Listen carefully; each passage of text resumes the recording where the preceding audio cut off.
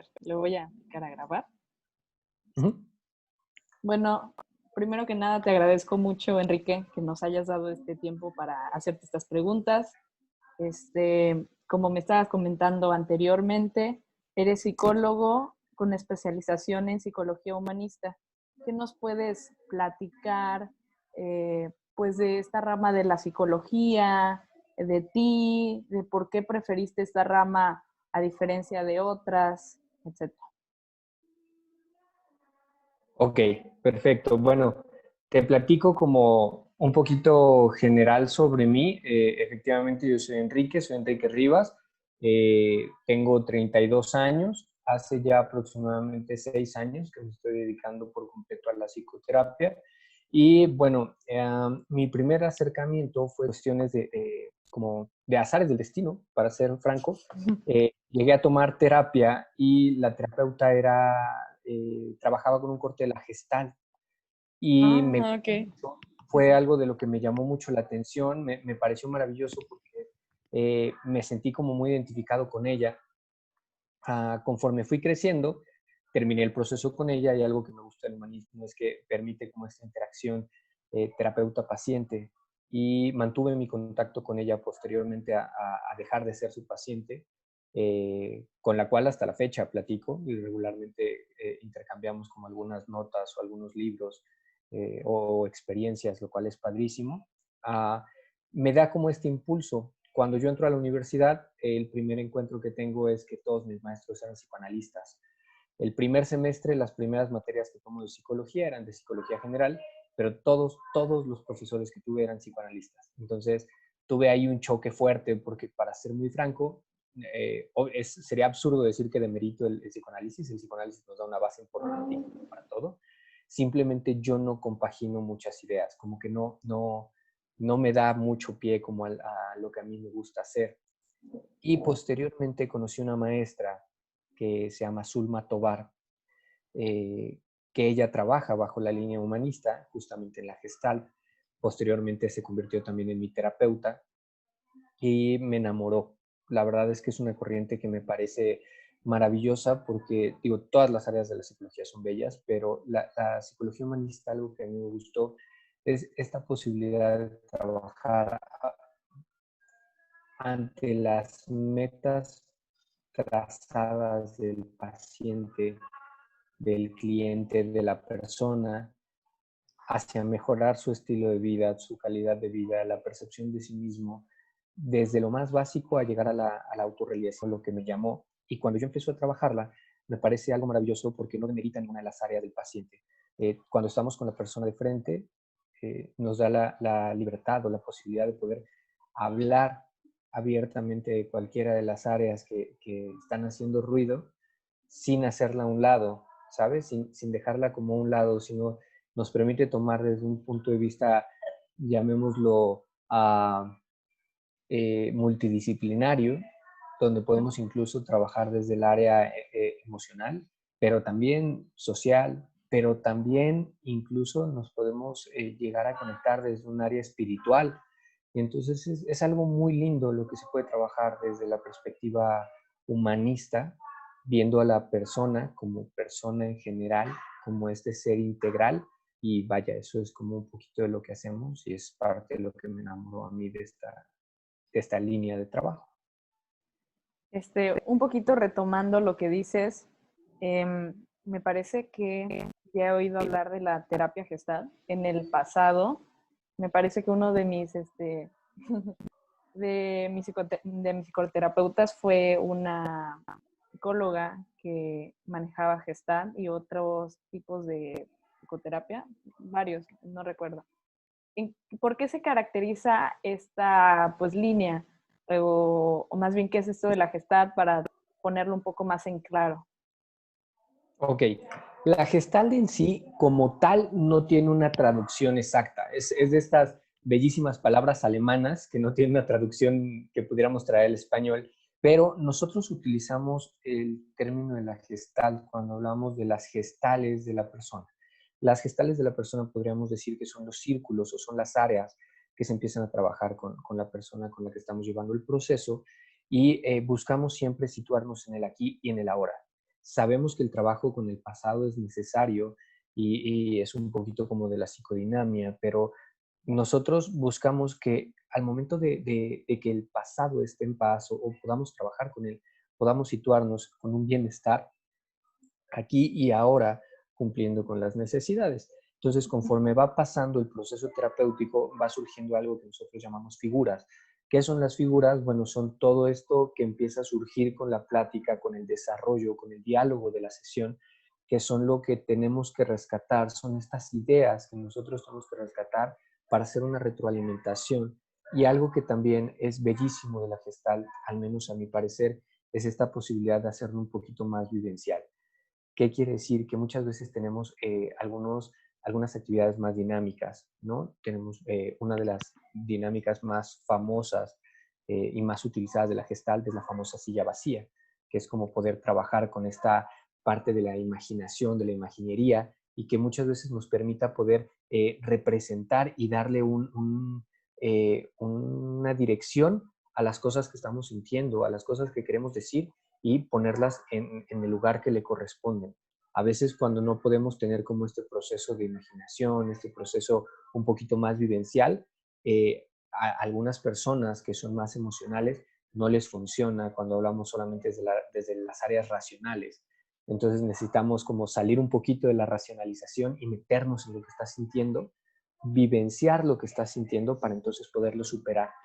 A veces solo la racionalización no nos dará la herramienta necesaria, que no quiere decir que la gestal sea el hilo rojo y sea la única solución ante todo, ¿no? A mí me encanta y estoy enamorado, pero también tenemos que ser muy claros en el hecho de decir que hay muchas personas que la gestal no es la corriente que les va a funcionar, porque habrá métodos mucho más directos o pensemos a lo mejor eh, en la terapia de aceptación radical, que tendría que centrarnos como en la realidad muy fuertemente y a veces es necesario, o la terapia cognitivo-conductual, que nos ayudará mucho como en este tipo de cambios un poquito más breves, la terapia breve basada en soluciones, pero a mí me gusta mucho la Gestalt porque nos permite llevar el proceso, si bien no sin prisa, pero sí lo llevamos con calma y nos permite ir como viviendo poco a poquito este proceso, los cambios, como ir saboreando, sacándole el juguito a lo que estamos viviendo en el proceso. Entonces, creo que es un modelo terapéutico que una vez que aprendes a vivir con él, se vuelve en muchas áreas y en muchos aspectos parte de tu vida. Fíjate que lo que me platicas es muy padre. Con estas otras áreas de la psicología, la verdad es que las desconozco. Bueno, cognitivo-conductual sí la comprendo un poco, pero por ejemplo la terapia de ideas radicales jamás en mi vida la había escuchado y me parece De muy aceptación interesante. radical. De aceptación radical, perdón. Me parece muy interesante lo No que te preocupes. dices, que a veces la racionalización no es suficiente para superar un trauma o pues un hecho radical para un paciente. Sé que de hecho la racionalización también es un mecanismo de defensa, entonces, ¿cómo es que se van acomodando todas estas piezas pues es la racionalización con cómo se manejan otras prácticas y en sí que son como las otras prácticas? Ok, mira, me gustaría compartirte un poquito como de mí, balconeándome un poco. Yo soy una persona que durante muchos años fui sumamente emocional, así, sumamente emocional. Todas las decisiones que tomaba, las tomaba por la emoción, ¿no? Era como muy visceral, lo cual me trajo cosas maravillosas, pero también me metió en muchos problemas. Cuando empecé como a madurar un poco, que digo, todavía no termino de madurar ni planeo hacerlo pronto, empiezo a tomar como esta parte de la racionalización. Y entonces antes de tomar una decisión, antes de incluso permitirme sentir algo, me obligaba o me llevaba a este mecanismo de defensa, es decir, ok, antes de cometer un error, piénsalo 3 veces. Antes de decir algo, piénsalo 4 veces. Y entonces comencé a racionalizar todo. Y esto evitó muchas veces que pudiera sentir cosas que eran importantes. Tuve duelos muy fuertes en mi vida que yo racionalizaba diciendo, soy muy inteligente como para permitir que esto me haga daño. No voy a permitir que esta persona me lastime. Solo con sus palabras porque yo soy dueño solamente de lo que pienso y lo que siento, lo cual es maravilloso, pero no estoy hecho de piedra, también siento. Y entonces, cuando empiezo este trabajo y empiezo este proceso con mi terapeuta y con el proceso del estudio, me doy cuenta de esta posibilidad de hacer algo integral. ¿Sabes? Que es algo que nosotros denominamos, o que dentro de la Gestalt se le denomina mente sabia, que es esta gran posibilidad de decir, ok, no dejes de racionalizar, porque tienes que pensar, no puedes ser una persona sumamente visceral, pero también siente y dale chance a tu sentimiento de pensarlo y de sentir lo que estás pensando. Y entonces me permitió como abrir un panorama mucho más grande. Y eso me permite también con las personas con las que yo trabajo, las personas que tienen la confianza de venir a trabajar conmigo, es maravilloso, porque durante el camino, si bien tenemos que aterrizar muchas ideas, de repente es momento de sentir. Y a veces le tenemos mucho miedo a eso, ¿sabes? Nos hemos enseñado a tenerle miedo a lo que podemos sentir de las cosas y, y nos refugiamos solo en las ideas. Entonces, este proceso puede ser algo muy lindo porque no te quita las ideas, no las haces a un lado, simplemente las tomas y te permites vivirlas de lleno y a fondo para poder como tomar estos cambios necesarios. Algo que me gusta es que pensar en el proceso terapéutico no es pensar en cuando ya no puedo, ¿sabes? Es como una gran tendencia de la gente que dice, voy a terapia porque ya no puedo, ya el problema me sobrepasó. Ok, dentro del proceso gestal hay algo muy lindo que es como la persona que viene al proceso no es la persona que ya no puede, es la persona que ya tomó la decisión de querer hacer el cambio. Y entonces el trabajo es completamente diferente.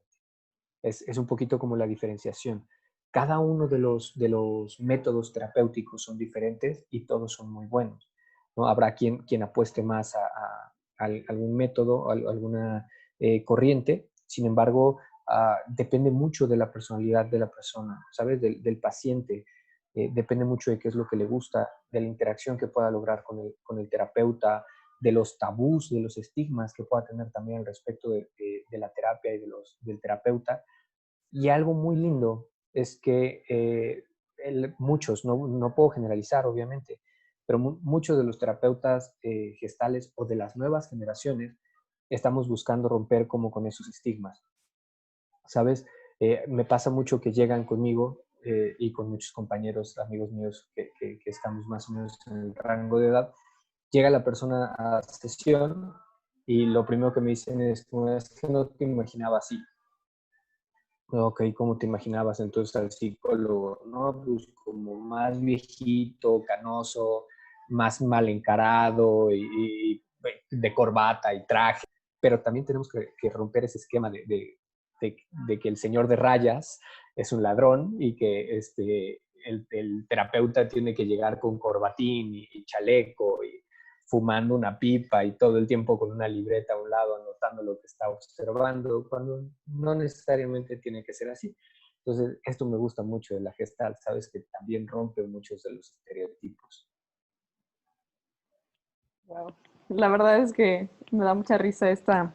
Uy, estoy silenciada. Ah, no. Me da mucha risa esta imagen que ¿No? nos platicas. De hecho, a mí me ha tocado, creo que mi primer terapeuta era uno así, de ese tipo, totalmente de la vieja escuela. Manejaba el psicoanálisis.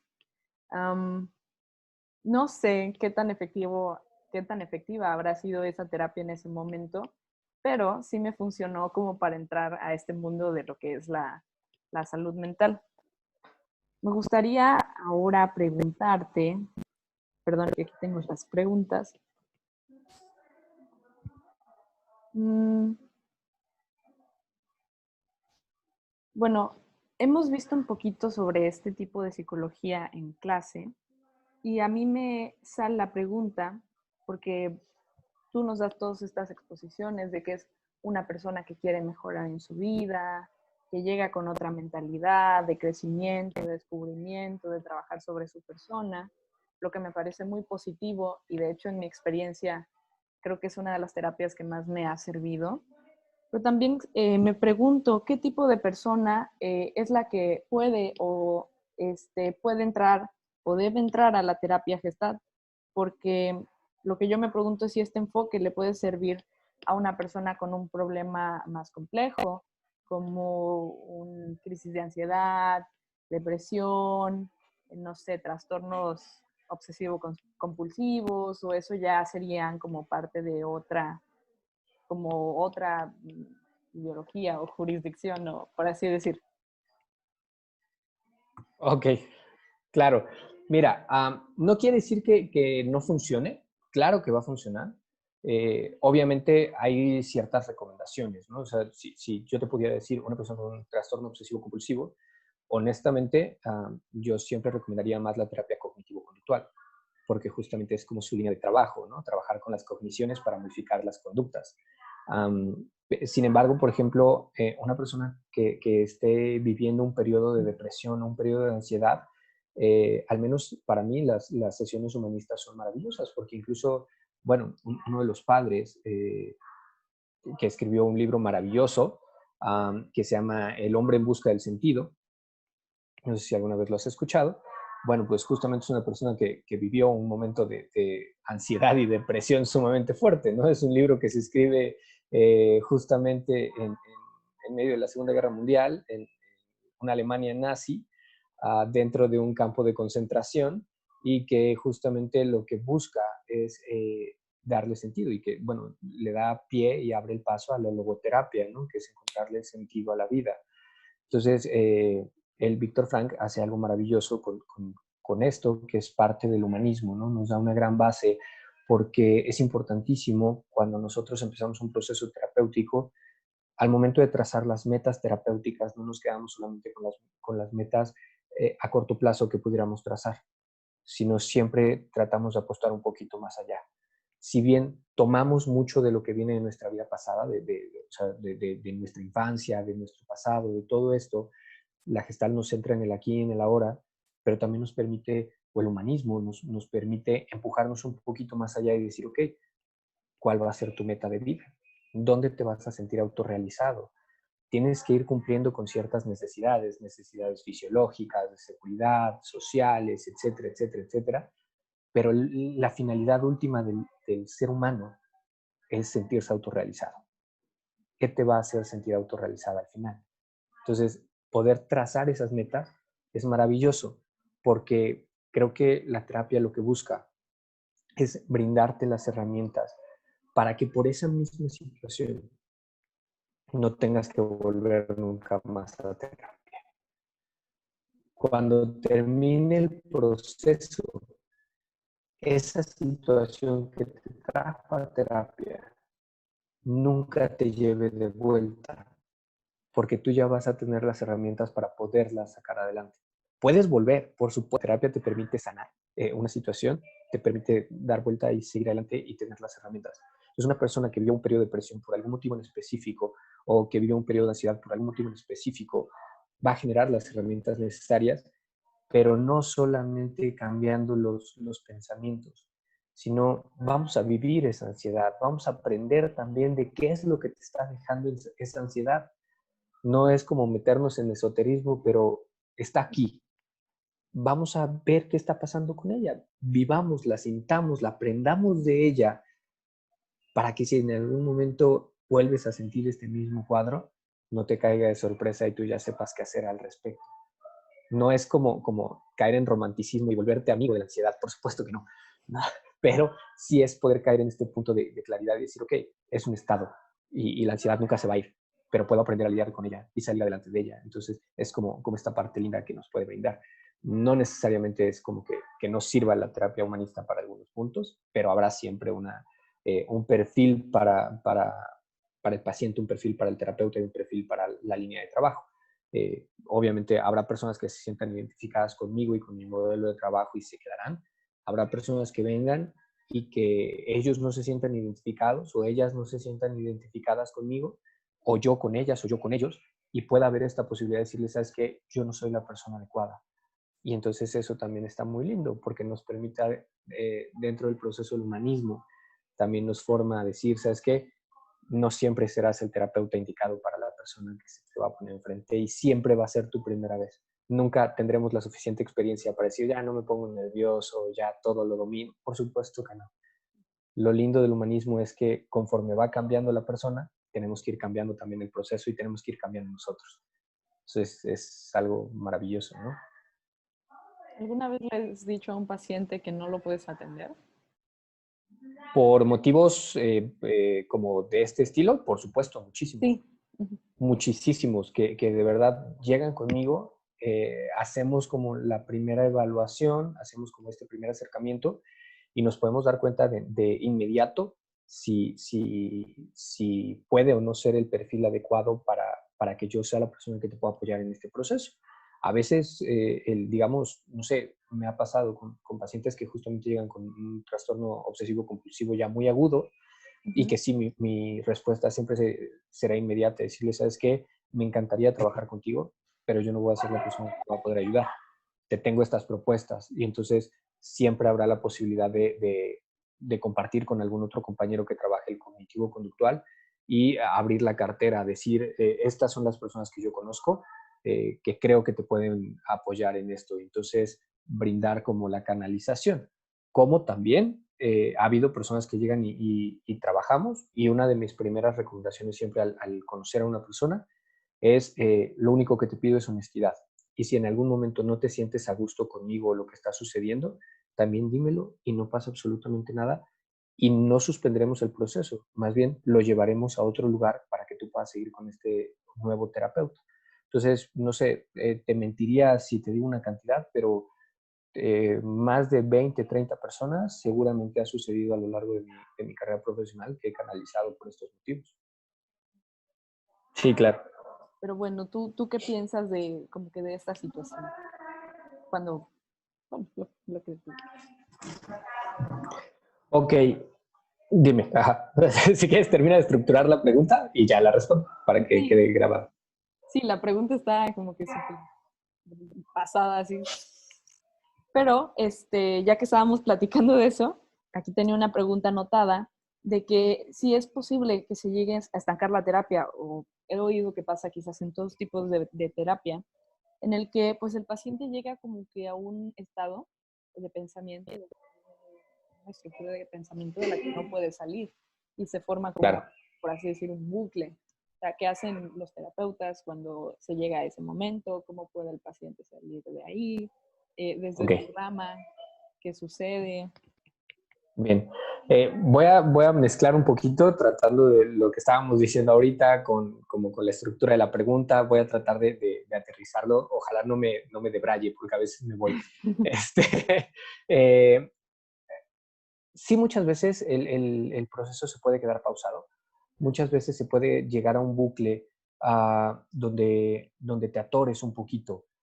Sin embargo, hay una pregunta que a mí siempre me ha gustado hacer y que a veces nos choca mucho, que de repente queremos encontrarle el porqué a todo, ¿sabes? Y queremos encontrar este punto del por qué está pasando esto y por qué me habrá sucedido y por qué y por qué y por qué. Y hay una frase que para mí es maravillosa y refleja mucho de la infancia. Ah, la magia se disfruta más cuando no le buscas el truco al mago, ¿sabes? Entonces, hay veces que no vamos a encontrar un porqué. Yo no sé por qué pasan las cosas y no vamos a saber por qué está sucediendo eso. ¿Qué podemos saber y qué podemos lograr? Lo que vamos a hacer con lo que tenemos, ¿sabes? O sea, a veces sí sucede y es una pregunta muy recurrente en sesiones.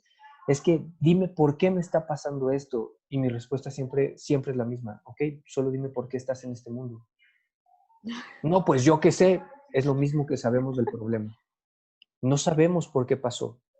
Podríamos culpar a muchas cosas. O sea, te podemos culpar a ti porque tú tomaste la decisión para llegar ahí. Podemos culpar a la otra persona porque obviamente tuvo una respuesta y te metió en este problema. Podemos culpar a la sociedad porque la sociedad nos ha estructurado de muchas maneras para meternos en este problema. Podemos culpar incluso hasta al gobierno, podemos culpar a Dios, podemos culpar a quien queramos por los problemas en los que nos estamos metiendo. ¿Qué vamos a ganar al encontrar un culpable? Nada. Solamente una persona o un ente, un algo o alguien a quien señalar. Es mucho más lindo encontrar un responsable. Y siempre la persona responsable es la que va a hacer algo al respecto. Y entonces, no busquemos el por qué, sino el para qué. Entonces, cuando ya estoy metido en esto, cuando ya estoy a veces como en este tope en el cual la terapia se puede quedar estancada, siempre me gusta volver a hacer la pregunta, ¿para qué estás aquí? ¿Qué te trae a la terapia? ¿Por qué sigues viniendo semana a semana? Pues porque quiero salir de esto que me está agobiando. ¿Qué es esto que te está agobiando? Pues toda esta situación en mi casa, toda esta situación con mi pareja, toda esta situación en mi trabajo, esta situación de mi pasado, esta situación de mi futuro. Ok, entonces rompamos el esquema, vámonos para allá. Entonces siempre nos va a permitir como empezar a salir de esto. Hay una máxima que dice, si lo nombro, existo. ¿No? No puede existir algo que no está nombrado. Lo primero que hacemos con un descubrimiento es ponerle nombre, porque es la forma en la que podemos corroborar su existencia. Si estoy metido en un problema, si estoy en este impasse terapéutico, en este bucle en el cual podemos estar dando vueltas y vueltas y vueltas, perdamos el miedo y nombrémoslo. Nos atoramos. En este momento no vamos a poder hacer nada al respecto. No, vamos a cambiar el tema, hablamos de otra cosa, refrescamos y después regresamos y probablemente encontremos la solución. Porque muchas veces pasa, cuando estoy muy viciado en ver lo que está sucediendo, pero a veces simplemente volteo y regreso y digo, claro, ¿cómo no lo vi desde el principio? Ahí está. Y puedo hacer este cambio positivo. Entonces, a veces la terapia puede llegar a este punto de choque. A veces nosotros, me incluyo, he llegado a estos puntos de ya no sé qué estoy haciendo. Ya, o sea, ya no tengo sentido en este momento. Lo que quería hacer ya lo hice. Lo que me falta por hacer no lo puedo hacer ahorita. ¿Ahora qué? ¿Sabes? O sea, ¿y ahora qué viene? Y entonces siempre es esta pregunta de decir, pues viene a disfrutar lo que ya hice. O sea, lo que tengo en este momento lo tengo que disfrutar. Vamos a ver qué pasa. O sea, ¿va a estar horrible, va a estar de la fregada? Pues sí, probablemente. Bueno, algo aprenderé de eso. Recordemos que no existen emociones buenas y malas, solo placenteras y displacenteras. Es bueno enojarse, es bueno estar triste, es bueno reventar, es bueno desbordar. Claro que es bueno. Simplemente habrá que llegar a ese punto de regulación en el cual pueda decir, ya desbordé, ya saqué todo, ya grité, ya entré, ya salí, ya todo. Ahora sí regresa a la realidad y sigamos adelante. No sé si más o menos pude estructurar la respuesta. De hecho, sí estructuraste bastante bien la respuesta. Me da mucha risa que con cada cosa que hablamos, cada respuesta que me das, y yo te lanzo como 5,000 preguntas, me surgen más preguntas. No, no te preocupes. Es más Pero divertido. sí, es más divertido, efectivamente.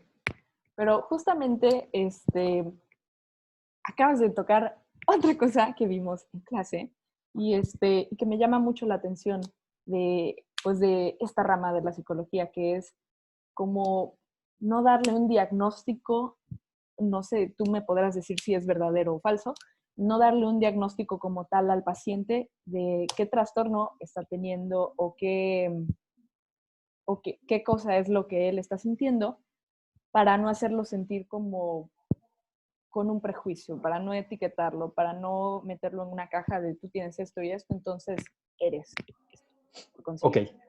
bien, sí diagnosticamos, porque si no diagnosticáramos, de repente no podríamos trabajar, porque recordemos, o sea, como te decía hace rato, una máxima es si lo nombras existe. Entonces, para poder trabajar con la ansiedad, pues habrá que nombrarla y es ansiedad y no pasa nada, ¿no?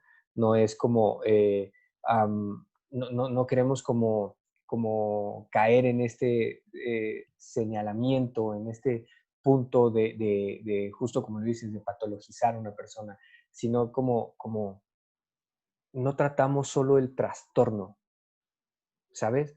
Tratamos a una persona. Es romper este esquema que muchas veces se ha caído en el esquema médico, que es parte de lo que se nos señala y por eso nos sacan a veces de las áreas de la salud y nos quedamos en las áreas sociales. Es que yo no trato, y que algunos incluso no nos identificarán como ciencia, aunque la psicología clínica le debe el nombre al método, ¿no? Al método clínico, pero muchas veces hay muchas corrientes que justamente lo que hacen es como etiquetar esta parte y decir, ok, él es Enrique y es un paciente con trastorno de ansiedad generalizada. Y ya soy el paciente ansioso. Algo muy lindo del humanismo y algo que a mí me gusta mucho específicamente de la Gestalt es que sí se va a trabajar el trastorno. Por supuesto que se va a trabajar el trastorno, pero se va a trabajar a través de la persona, no a través del señalamiento del trastorno. No es como que lleguemos y automáticamente entre este choque de decir, tengo que entrar con cuidado porque voy a hablar con una persona ansiosa y quién sabe qué le pueda detonar. Por supuesto que no. Yo voy a hablar con Enrique y veremos qué pasa cuando hable con Enrique. Y Enrique tiene su historia. Digo, estoy hablando como en tercera persona para no ponerle nombre al paciente, ¿no? Enrique tendrá su historia y Enrique tendrá sus motivos por los cuales desarrolló esta ansiedad y Enrique tendrá, pero eso no lo vuelve culpable, no lo vuelve una persona trastornada, lo vuelve una persona que está viviendo un momento con un trastorno de la ansiedad, que si bien no se quitará nunca, porque la ansiedad no se quita, la ansiedad no se cura, pero aprenderá a vivir con la ansiedad y aprenderá a hacer lo necesario con la ansiedad. Entonces, eso es algo que a mí me gusta del humanismo, que rompe ese esquema de decir, trato el trastorno, no trata el trastorno, trata a la persona, que tiene 1000 cosas además de trastorno, porque a veces puede llegar, no sé, una persona con celotipia y que está viviendo un episodio de celotipia, pero no solamente vas a tratar la celotipia, ¿sabes? Necesitas ver también dónde está su seguridad, dónde está su autoestima, cómo se está sintiendo consigo mismo con esto que esa persona sabe que está viviendo, porque obviamente una persona que está viviendo con un trastorno de la personalidad no vive tranquila, ¿sabes? Porque incluso esa misma persona se señala a sí misma como una persona trastornada. Y entonces empieza a surgir otro trastorno en el cual se siente incapaz de salir adelante de su propia condición. Y algo muy lindo del humanismo es que te permite romper ese esquema de decir, bueno, ¿y eso te cambia en qué? Aprendamos a vivir con esto, aprendamos a lidiar con esto y aprendamos a que la vida con esto también vale la pena y también se va a disfrutar y tendrá altibajos como cualquier otra persona, pero aprendes a vivir con esta perspectiva. No sé si más o menos iba por ahí. Completamente, completamente. Wow. La verdad es que estoy muy de acuerdo contigo en todos estos aspectos. Siento que cuando le pones a un, es necesario, sí, el diagnóstico, pero cuando le pones a un paciente en palabras, tú tienes esto, es como dije antes, es como si tú te convirtieras en esa etiqueta. Y es una forma muy fea, personalmente pienso, de tratar como a los pacientes porque anulas toda su complejidad como seres humanos, sus historias, sus vivencias, el sistema de pensamiento con el que crecieron, su cultura. Y solo los encasillas en una cosa que finalmente es el resultado de todas estas otras cosas que afectaron al individuo. Entonces, me parece muy padre la manera en que pues, la psicología humanista lo trata. Y pues la verdad, no me queda más que agradecerte así un chorro por haberte dado el tiempo de esta entrevista. Y pues nada, muchas gracias, Enrique. No, al contrario, gracias por la confianza, gracias por el espacio y con mucho gusto. O sea, siempre es un gusto compartir un poquito de lo que hacemos. Sobre todo, para serte franco, yo soy un gran enamorado de la psicología y entonces siempre poder compartir un poquito de la psicología y además exhibirnos un poquito como ese quiebre del esquema, eso siempre va a ser agradecido desde este lado, ¿no? Siempre agradecemos la oportunidad de poder compartir un poquito de lo que hacemos, de cómo lo hacemos, de lo raros que somos, de este peligro de extinción que son nuestros psicólogos clínicos. Entonces, es un gusto, al contrario. Gracias.